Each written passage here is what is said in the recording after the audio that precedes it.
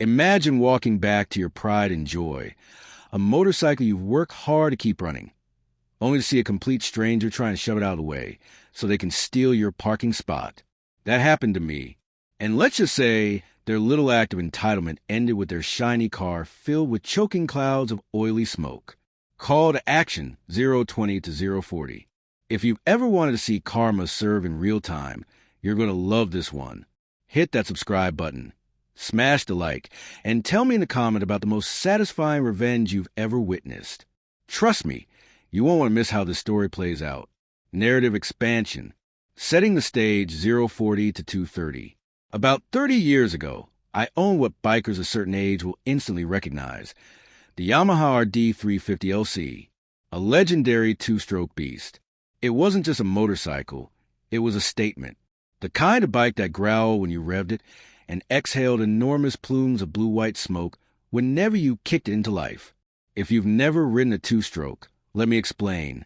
These machines weren't subtle. The moment you twisted the throttle, the engine spat out thick, oily smoke like a dragon with bronchitis. The smell clung to your clothes.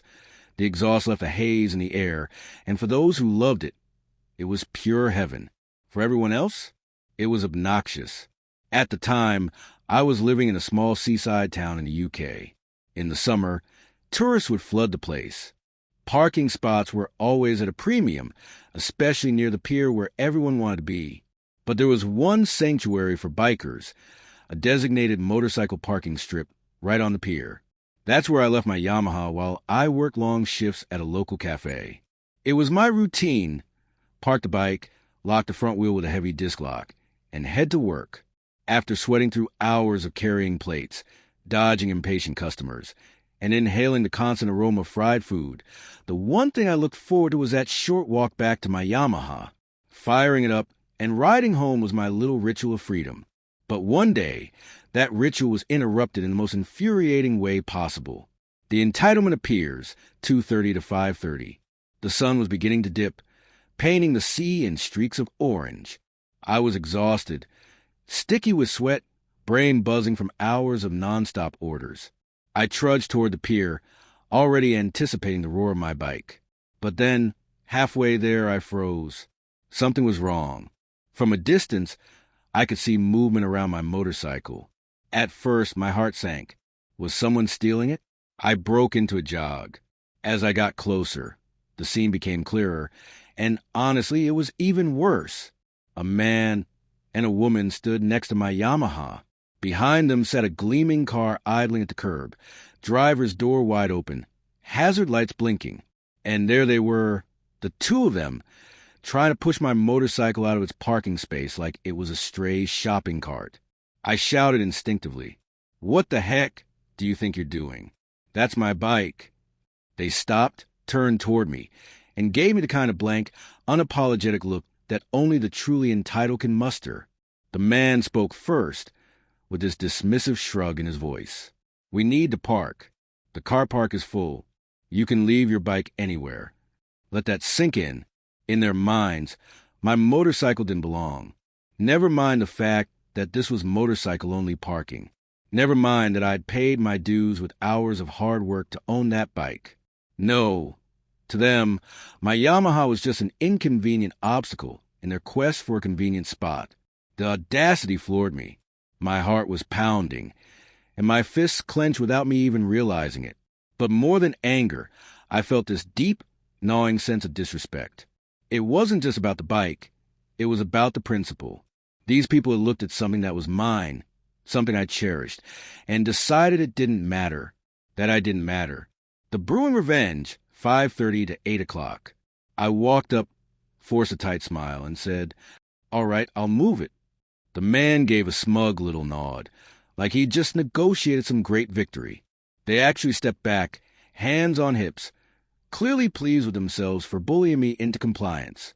But as I bent down and unlocked the disc lock on my front wheel, a thought sparked in my brain. At first, it was just a flicker, one of those dark little impulses you normally shove away. But then my eyes landed on their car. The driver's door was still wide open.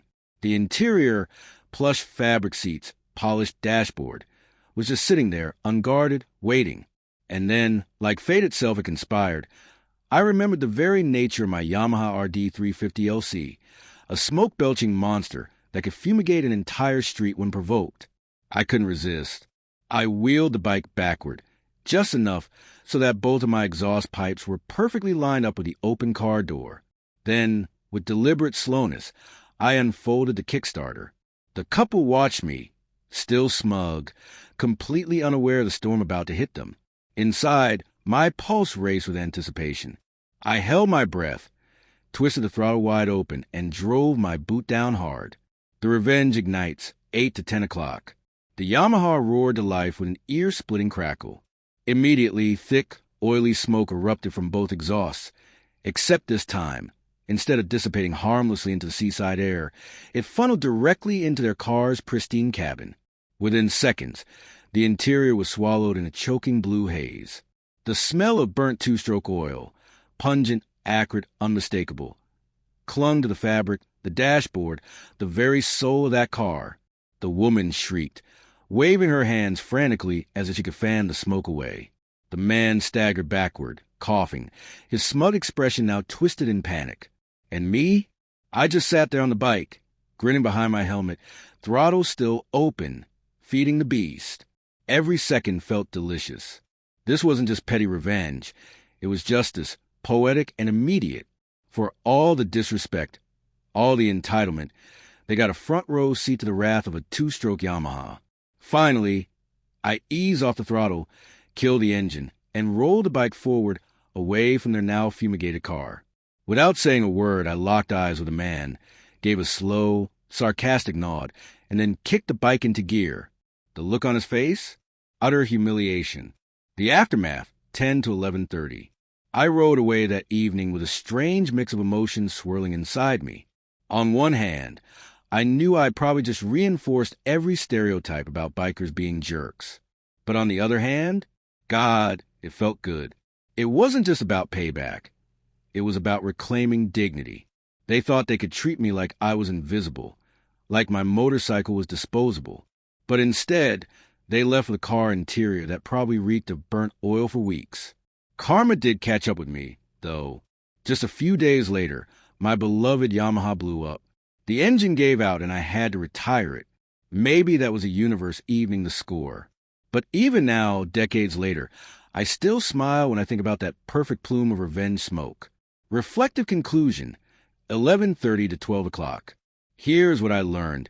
Entitlement feeds on silence. If you let people walk all over you, they'll keep doing it. Sometimes, standing your ground isn't just about making a point. It's about reminding yourself that you matter, too. Outro call to action, 12.001225. So, what do you think? Was I justified in smoking out their car? Or did karma balance it out when my bike blew up? Let me know in the comments. I love hearing your stories of sweet revving.